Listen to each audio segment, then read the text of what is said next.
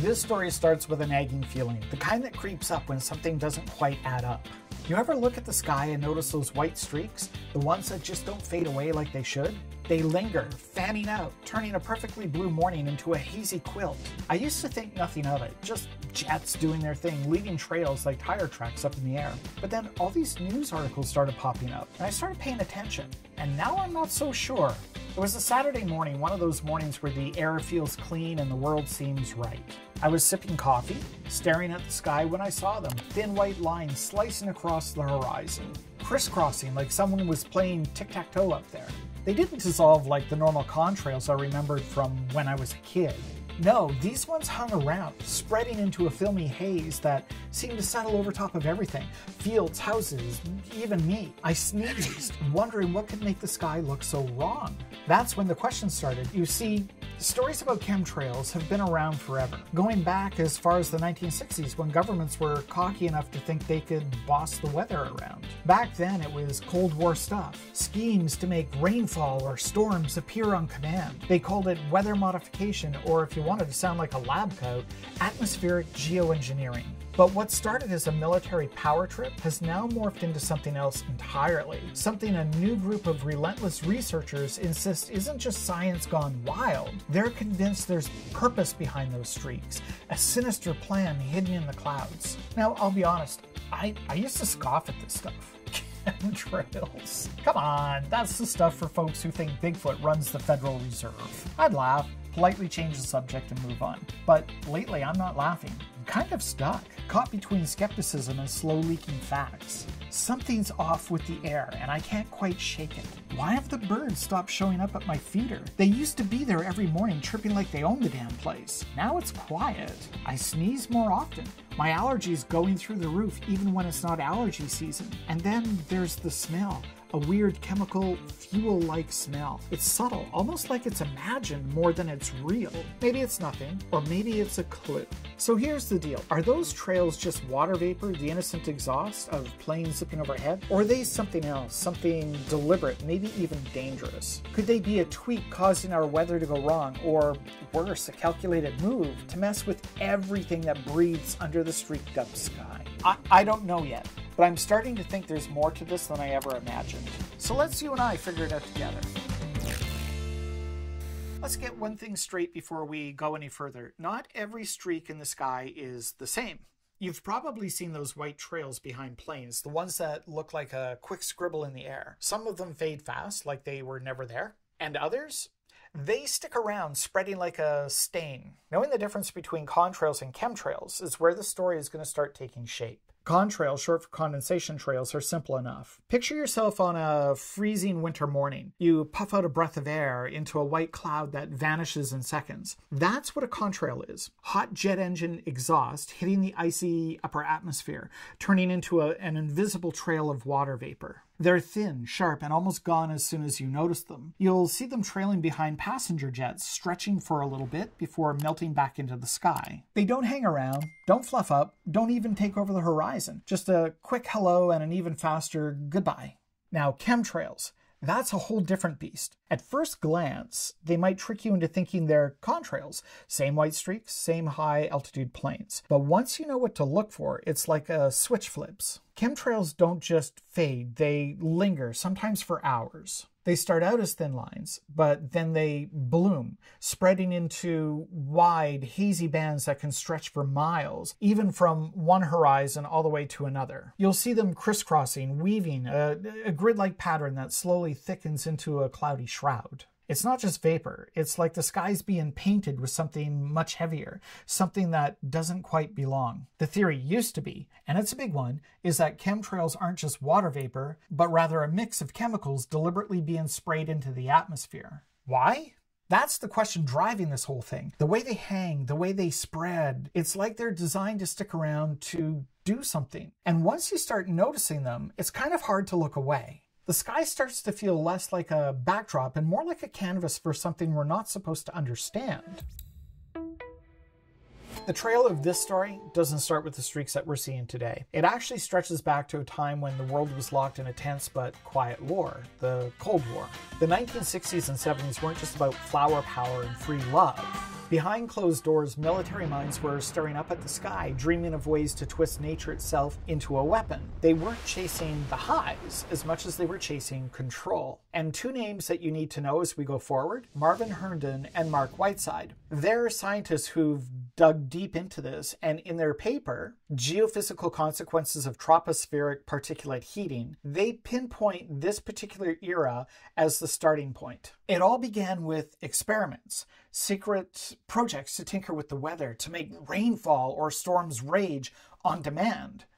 Innocent enough, maybe, until it wasn't.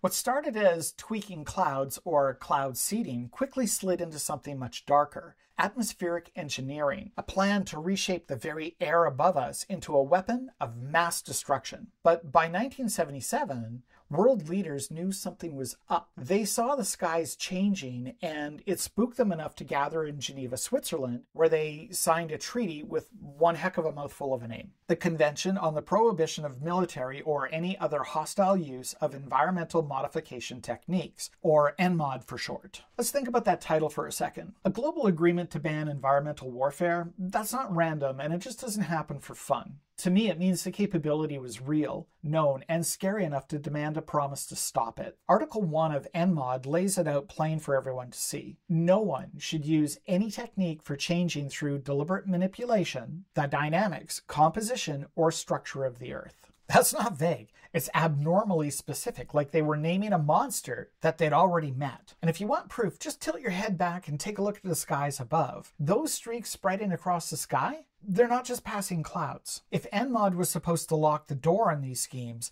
someone kicked it wide open.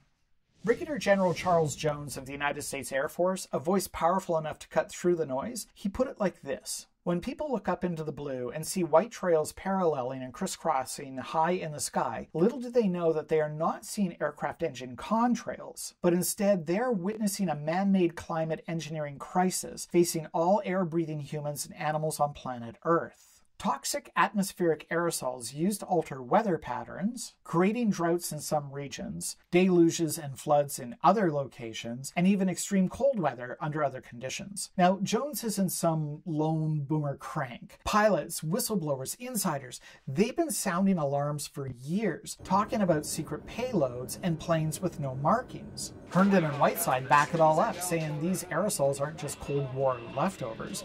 They're active, deliberate, and toxic, sprayed with a very purpose. The existence and need for ENMOD, that proves world leaders knew the stakes decades ago. So why does it feel like they've turned a blind eye, or worse, joined in? If this started as a grab for power over rain and wind, what's the game plan now?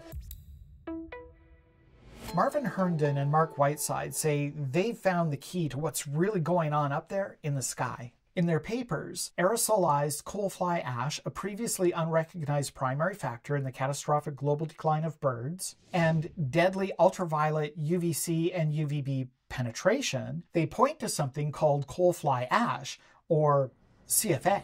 It's the toxic grit left behind when coal-burning power plants do their thing, and they claim it's the secret ingredient in these lingering sky streaks. Their proof? It's not just talk. They've gone out and collected rainwater, snow, mud, and even the mold that grows on snow. And yeah, so apparently mold on snow, that's a thing. Who knew? They set up special air filters to snag whatever's floating down, and what they found was a chemical stew, sulfur, aluminum, barium, strontium, that matches the exact fingerprint of CFA. This isn't guesswork. It's peer-reviewed, lab-tested, and hard to argue with data. And it's kind of like finding a smoking gun with fingerprints all over it. Now, CFA isn't just some harmless dust. It's a nasty mix of poisons. Aluminum that throws ecosystems into chaos. Mercury that seeps into water and soil, poisoning everything it touches. Halogens like chlorine and bromine that tear up and eat at the atmosphere. Sulfur that turns into sulfuric acid when mixed with water and air. And particles so tiny they slide right into your lungs or bloodstream. Not to mention iron oxide, silica, and calcium. It's a chemical soup mafia hit list. Keep all of this in mind because it's going to matter in a few moments. You might be tempted to wave this off as just another wild theory, and I get it. I waved it off too. But then you start connecting the dots. CFA is dirt cheap with millions of tons piling up every year, just sitting there ready to be used. It's the kind of thing you'd pick if you wanted to do something big and sneaky without breaking the bank. Then there's the ozone layer, the one we all freaked out about in the 1980s, blaming hairspray and air conditioners for the holes that let in deadly UV rays. Remember how they said life on Earth would end in a year or two? Everything would burn to a crisp? It was apocalyptic stuff. Now look around. Forest fires are raging like never before. Trees dying in droves, beetles chewing through what's left. Insect populations, especially bees, are tanking. The weather's gone haywire. NOAA says hurricanes in America are up 21% every year. And the birds? They're dropping by the thousands, sometimes millions. I started noticing this around 2010 or 2011 when headlines about flocks falling dead from the sky started to catch my eye. But this story goes way back. In 1960, millions of sooty shearwaters washed up dead on California's coast. Their deaths linked to a strange fog or acid rain poisoning. And there's the LA Times story from January 4th of 2011 about nearly 5,000 blackbirds plummeting to the ground dead. And just a few days ago, February 7th, 2025, hundreds of yellow-headed blackbirds fell from the sky, dead, in Mexico. How strange is that? These aren't one-offs. They're a pattern. Now, I've only given you 3 examples, but there are hundreds. You just have to look. Herndon and Whiteside describe a world where forests are littered with feathers. Migrations have stopped, and the hum of life is fading. They don't think this is climate change doing its thing.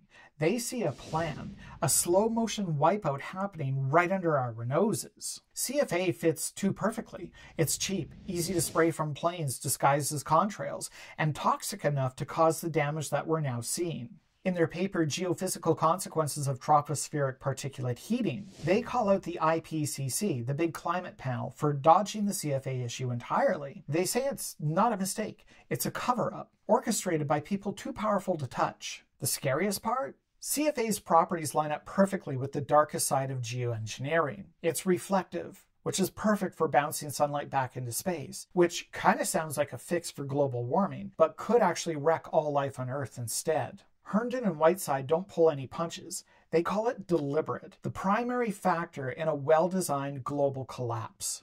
While the IPCC obsesses over CO2, CFAs fall from the sky unnoticed by mainstream science. And the evidence is piling up in buckets of tainted rainwater and ecosystems now gasping for breath, and it's getting harder to look away.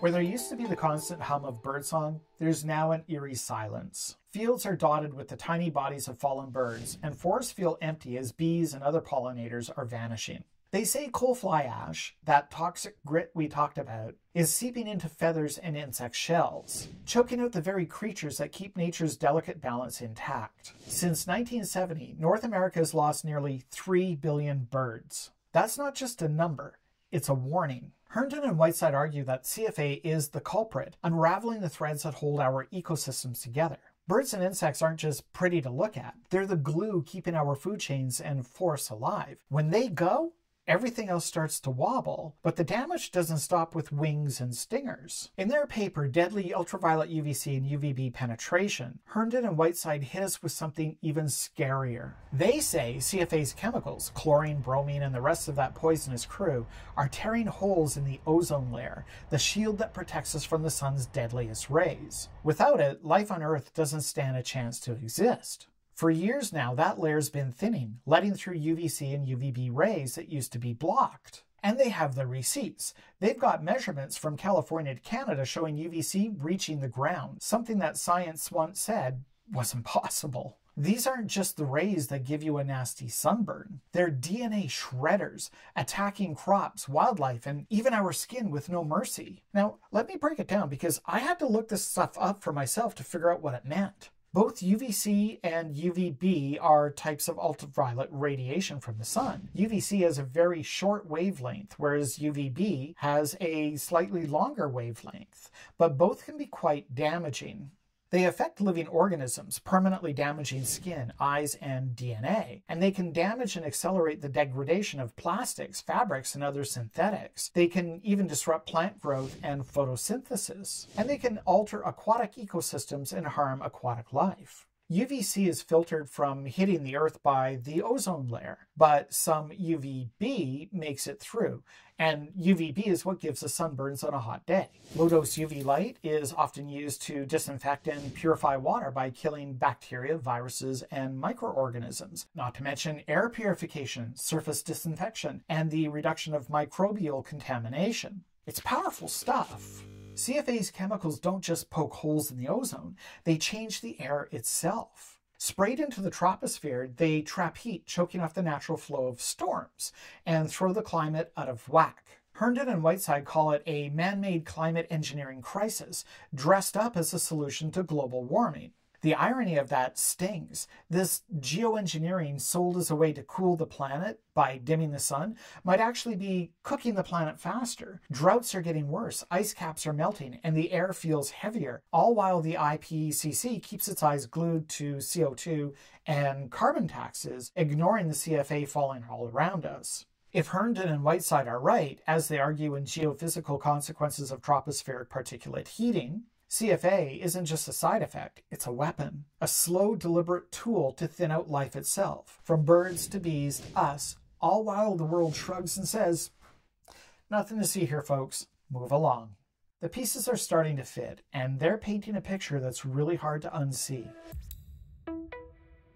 So if the skies are raining poison, why isn't anybody shouting about it from the rooftops? That's the question that keeps me up at night. The US Air Force brushes off chemtrails as, well, safe contrails. Just normal, don't worry about it, water vapor. And NASA? They're completely silent on the data that shows UVC rays, once deflected, are now punching through the ozone layer like it's tissue paper. Meanwhile, globalist elites like Bill Gates are out there selling the idea of dimming the sun to fight global warming. Their plan? Spray the sky with sun-reflecting aerosols. Wait, what? It gets wilder. NOAA and NASA are openly discussing using high-altitude jets to pump 2 tons of aerosols into the troposphere every single week. And Stuart Hazeldine, a professor from the University of Edinburgh, he says, to cool the planet by reflecting solar radiation, you've got to carry on doing it. And we're talking decades. This isn't some sci-fi flick. It's starting to feel like a scheme ripped from a supervillain's playbook. If we now know coal fly ash is tearing apart life and the atmosphere,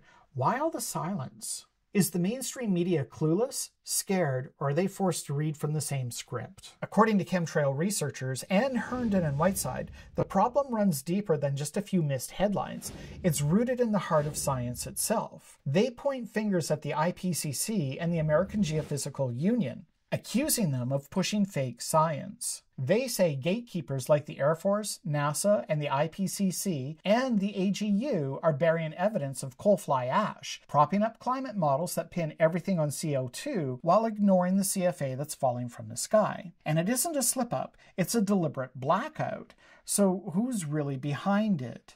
Herndon and Whiteside don't name names, but you don't need a roadmap to start guessing. Global superpowers like the US, China, or Russia could see weather control as a military trump card. Block the sun over an enemy's land, watch their environment collapse, then swoop in and flip the switch back on. Or maybe it's not a nation at all, but a shadowy group of industrialists, military bigwigs, or unelected technocrats and globalists who operate above the law. They might care more about power and profit than consequences, dreaming of turning deserts into farmland for a price, but miss a payment and your oasis turns back into dust. And let's talk about the money that's waiting to be made. Carbon taxes, green energy, climate fixes. It's a gold mine. Take Brookfield Asset Management, for example, chaired by Mark Carney, former Bank of England governor and now Canada's Prime Minister. Their 2024 report laid it all out. If they can convince governments to buy into their climate initiatives, they're looking at over $100 trillion in profits over the next 15 years. Trillion with a T. If that kind of cash isn't motive to keep the CFA truth under wraps, I don't know what is. But why? That's the murkier part. One possibility is grim. CFA spraying could be a cold, calculated way to thin out humanity. Smaller populations mean less strain on oil, water, food, resources for a select few to hoard. And the cost? A scarred but now controllable planet. Another angle is control through chaos. Whoever masters climate manipulation can hold nations hostage, running a global protection racket, pay up for sunlight or drown in floods. The wealth and power could be unimaginable. Then there's the darkest thought. What if this is just a game? A twisted experiment by a handful of elites testing how far they can push the world. For them, it's a thrill, a way to kill boredom. Maybe even a bet that their wealth and smarts will let them outlast the collapse and rebuild on their own terms. A new world order, a fourth industrial revolution, rising from the ashes of the old. The truth, if it's out there, is buried under layers of lies and coal fly ash, and the more I dig, the less this is beginning to feel like a coincidence or a tinfoil hat conspiracy.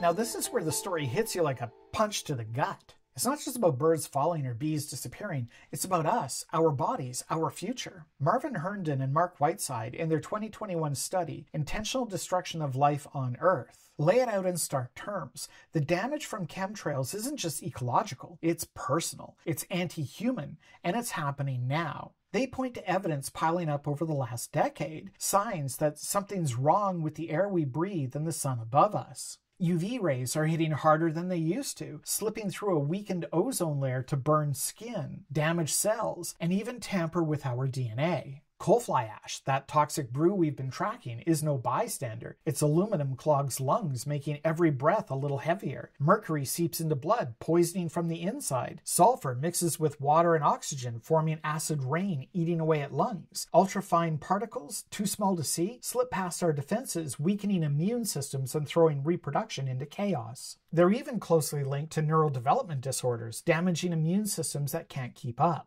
It's not just a bad day, it's a slow creeping harm that's rewriting what it means to be healthy. What if this stuff isn't just poison, but a weapons delivery system? Herndon and Whiteside warn that aerosols like these could carry biological weapons. Plagues, flu, viruses, you name it. Now, I don't want to sound paranoid, but doesn't that echo some of the global health scares we've just lived through recently? Maybe I'm connecting dots that aren't there, but it's really hard not to. The authors are blunt. Birds and bees might be the first to go, but humans are the real target. They point to eerie clues like the Georgia Guidestones, those mysterious slabs that preached keeping humanity's population below 500 million, in a perpetual balance with nature. And then there's this strange fog that rolled across the world last year, a haze that felt completely wrong. Herndon and Whiteside cite people in places like Michigan and California who found powdery residue coating their cars and gardens shortly after planes streaked overhead. Those same people reported coughing, exhaustion, rashes, and metallic taste in the air. A coincidence?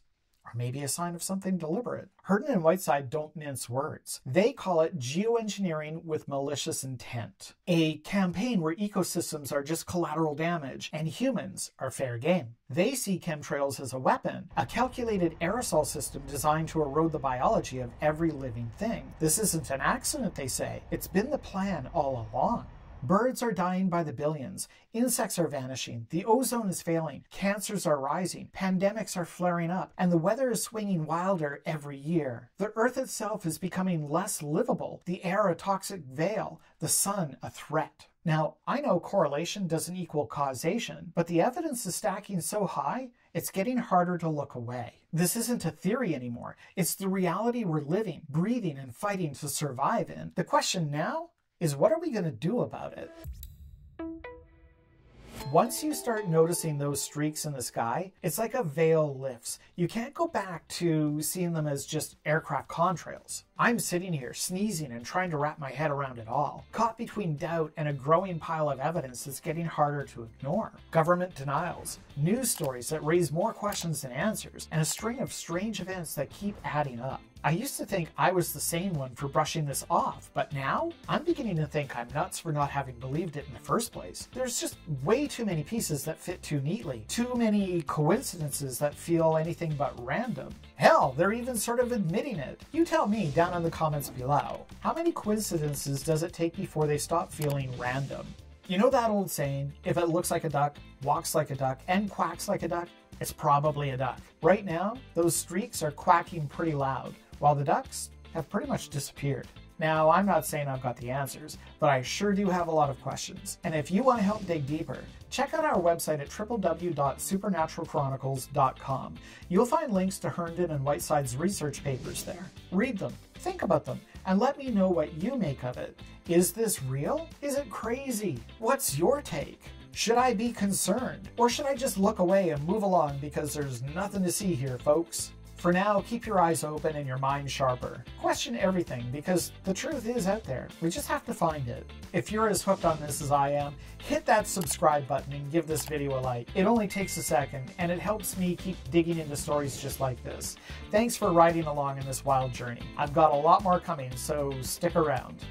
This has been the Supernatural Chronicles. As the Carpathian night fades, many more mysteries remain. Be sure to subscribe, like, and share. And visit us online at www.supernaturalchronicles.com. Until next time, good night.